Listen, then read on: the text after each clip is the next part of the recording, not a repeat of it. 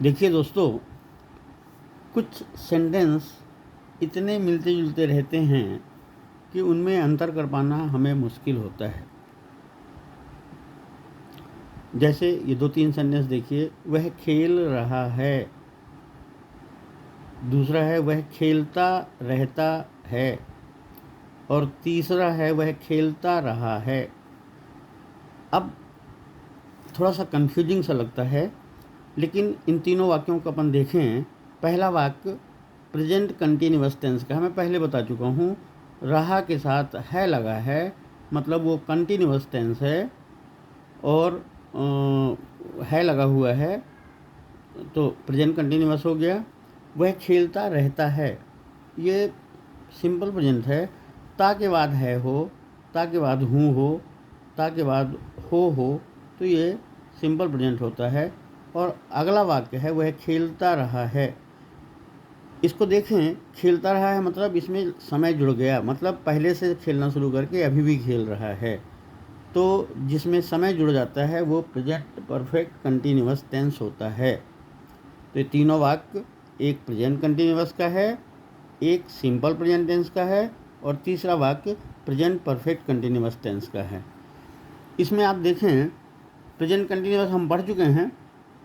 जैसे वह खेल रहा है तो क्या होगा, ही इज़ प्लेइंग। तुम जा रहे हो, यू आर गोइंग। ठीक है ना, ये मैं बता चुका हूँ आपको, इसको देख लीजिएगा, ये पूरा नियम वैसे लागू होगा। दूसरा वाक्य में क्या लगा है लेकिन है कि पहले ता है, मतलब सिंपल प्रेजेंट टेंस है। तो इसका क्या हो गया, वह खेलता रहता है, लेकिन ये थोड़ा सा हटके है। तो इसका जो नियम होगा वो सब्जेक्ट लिखेंगे, फिर कीप या कीप के बाद में ऑन जोड़ेंगे, फिर वर्ब में आईएनजी लगाएंगे। ठीक है ना। लेकिन इसका नियम वही है सिंपल प्रेजेंट टेंस का, ही, शी, इट, कोई नाम और कोई भी सिंगुलर होता है तो क्या करते हैं हम, उसमें वर्ब में पहले एस या एस लगाते हैं। तो वह खेलता रहता है, ही कीप्स या कीप्स ऑन लिखेंगे, दोनों सही हैं। और उसके बाद में जोड़ दीजिए playing, he keeps on playing. मैं दौड़ता रहता हूँ तो आई के साथ ऐसी एस नहीं लगता, तो आई कीप या कीप ऑन रनिंग। ठीक है ना। माँ चाय बनाती रहती हैं, तो माँ सिंगुलर है। मैंने ये भी बताया है आपसे कि माँ संबोधन है, तो सीधे सीधे आप माँ भी लिख सकते हैं या मदर लिख सकते हैं। मदर सिंगुलर हैं तो मदर कीप्स या कीप्स ऑन प्रिपेयरिंग टी। इसके बाद में आप देखिए, निगेटिव होता है, वह नहीं पढ़ता रहता है, वह पढ़ता नहीं रहता है। तो ही डज नॉट, ये ही के साथ डज नॉट लगता है। कीप या कीप ऑन रीडिंग। हम बात नहीं करते रहते हैं, वी डू नॉट, वी के साथ डू नॉट लगता है, तो वी डू नॉट कीप या कीप ऑन टॉकिंग। मतलब बोलेंगे तो कैसे बोलेंगे, we do not keep talking या we do not keep on talking. अब इसका प्रश्न होगा तो कैसे होगा, क्या वह बाजार जाता रहता है। तो इसमें देखिए, ये डज होता है वह के साथ, डज ही कीप या keep on going market. Does he keep going market या does he keep on going market. वह क्यों खेलता रहता है, वाई डज ही कीप या कीप ऑन प्लेइंग। ये इसका उत्तर हाँ या ना में नहीं है, इसलिए इसमें क्या हो गया कि पहले प्रश्नवाचक शब्द क्यों है, तो क्यों का पहले लिखा वाई, फिर डज लगाया।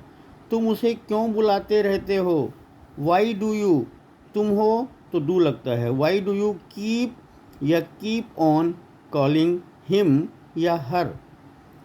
वे कहाँ दौड़ते रहते हैं, वेयर डू दे कीप, ये क्या है, दे है तो दे के साथ में डू, और कहाँ है तो कहाँ का पहले वेयर लगाया, फिर डू दे कीप या कीप ऑन रनिंग। अगला देखिए, वह खेलता रहा है, ये प्रेजेंट परफेक्ट कंटिन्यूअस टेंस का है।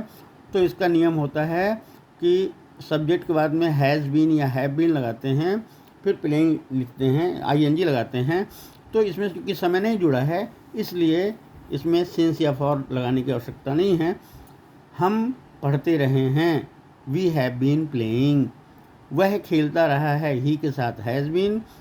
आई वी दे यू के साथ हैव बीन, तो वह खेलता रहा है, ही हैज़ बीन प्लेइंग। हम पढ़ते रहे हैं, वी हैव बीन प्लेइंग। हम पढ़ते रहे हैं, वी हैव बीन रीडिंग। हम पढ़ते रहे हैं, तो ये होगा वी हैव बीन रीडिंग। आगे देखें, वी हैव बीन रीडिंग।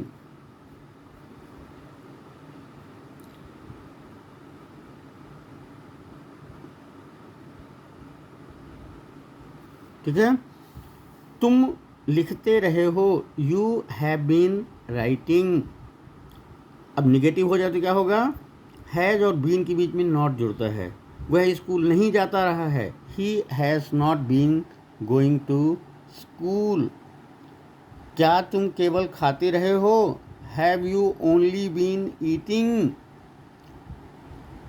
और वह क्या करता रहा है, what has he been doing. तो ये रहा आज का लेसन। मेरे चैनल को सब्सक्राइब करें, वीडियो को लाइक करें, कमेंट करें।